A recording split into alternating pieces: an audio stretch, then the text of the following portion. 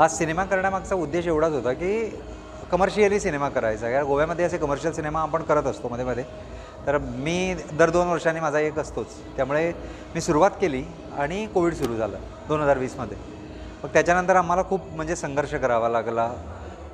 कलाकारांनी खूप कॉपरेट केलं. त्याचबरोबर प्रोड्युसर डॉक्टर प्रमोद साळुंखे यांनी पण खूप कॉपरेट केलं आणि त्यांनी सांगितलं की काळजी करू नका, तुम्ही म्हणजे पुढे जा, आय एम विथ यू. त्या खंबीरपणे मागे राहिल्या. त्यामुळे आम्हाला ती भीती वाटली नाही की सिनेमा कंप्लीट होणार नाही. पण तरी परिस्थिती अशी होती की सिनेमा कंप्लीट झाला तर रिलीज होणार की नाही. पण अशा परिस्थितीत हळूहळू आता परिस्थिती सुधारत आहे आणि सुधारल्यामुळे आता इफीमध्ये आमचा सिनेमा गोवन सेक्शनमध्ये लागला. लोकांनी प्रचंड चांगला प्रतिसाद दिला आहे. खूप लोकांकडून उत्स्फूर्त म्हणजे मला पर्सनल मेसेजेस वगैरे आल्या. लोकांना आवडलेलं आहे आणि लगेच आम्ही आता रिलीज करत आहोत हा सिनेमा. नाही, नॉर्मली OTTवर नाही करणार आम्ही. थिएट्रिकल गोव्यामध्ये आम्ही विलेज स्क्रीनिंग्स ॲज वेल ॲज आमच्याकडे काही व्यवस्था आहे. म्हणजे रवींद्र भवन अशी व्यवस्था आहे. रवींद्र भवनमध्ये आम्ही शोज करतो. मग थिएट्रिकल शोज होतील. पण आधी थिएट्रिकल शोज होतील, विलेज स्क्रीनिंग होईल आणि त्याच्यानंतर मग OTTला जाणार. पण एक 2-3 महिन्यात हे सगळं सोपस्कर पूर्ण होतील.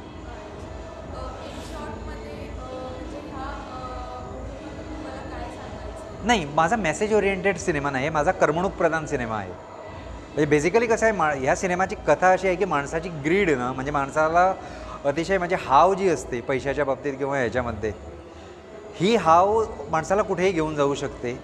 आणि दुसरी गोष्ट, एखादा माणूस तुम्ही अंडर एस्टिमेट करता एखाद्या माणसाला की त्याच्याकडे काही होणार नाही. तो कधी तुम्हाला म्हणजे तुम्ही त्याला एकदम म्हणजे किंमतच दिली नाही आणि तो अतिशय म्हणजे त्याला जमणारच नाही असं तुम्ही समजलं आणि सडनली तोच माणूस तुमच्यासमोर एकदम राक्षस कसा उभा राहिला तर काय होऊ शकतं. असे वेगळ्या पद्धतीनं या कहाणीतून मांडण्याचा आम्ही प्रयत्न केलेला आहे.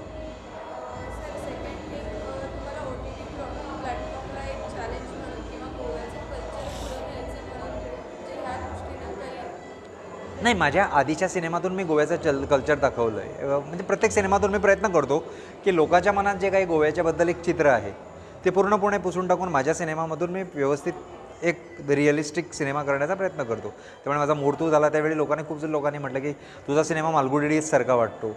तो एक ग्रामीण भागाचा विषय होता. त्याच्यानंतर मार्टिन केला, तो सस्पेन्स थ्रिलर होता.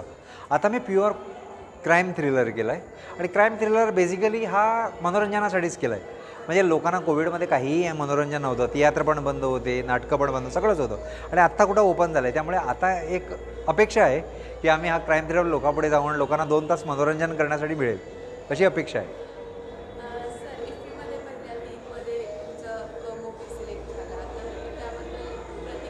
आनंद आहे की इफीमध्ये म्हणजे दुसऱ्यांदा होतो आहे. मूर्तू झाला होता 2014मध्ये आणि त्याच्यानंतर आता जवळजवळ 6 वर्षांनी दुसरा सिनेमा झाला. मध्यंतरी 2 झाले नाही, एंट्रीज टाकल्या नव्हत्या आम्ही. तर आता हा टाकला आणि हा सिलेक्ट झाला. त्याबद्दल म्हणजे काय असतं की इफीमध्ये जागतिक स्तरावरून लोकं येतात आणि ती लोकं आल्यानंतर तुम्हाला ते त्यांच्याकडे म्हणजे काय म्हणतात ते इंटरॅक्ट करायला मिळतं. त्यांना तुमचा सिनेमा समजतो, तुमच्या भाषेतला सिनेमा समजतो. त्यामुळे लोकांचा पण प्रतिसाद चांगला मिळाला. लोकांकडून चांगली म्हणजे त्यांना भाषा समजली. काही दिल्लीचे वगैरे लोकं होते, त्यांनी मला बाहेर येऊन सांगितलं की आम्हाला सिनेमा चांगला म्हणजे ग्रिपिंग वाटला. वेगळ्या पद्धतीचा आहे सिनेमा. म्हणजे आम्ही कोकणीमध्ये वगैरे असे सिनेमा असतात असं आमची अपेक्षा नव्हती असं वगैरे. तर आनंद आहे जागतिक स्तरावर आपला सिनेमा दाखवल्याबद्दल खूप. 1-2 प्रोजेक्टवर बोलणी चालू आहेत आणि OTT प्लॅटफॉर्मसाठीच काहीतरी म्हणजे लवकरच डिक्लेअर करेन. सध्या प्राथमिक स्तरावर आहे पण काम चालू आहे. आता हा सिनेमा संपल्यानंतर लगेच काम सुरू होईल.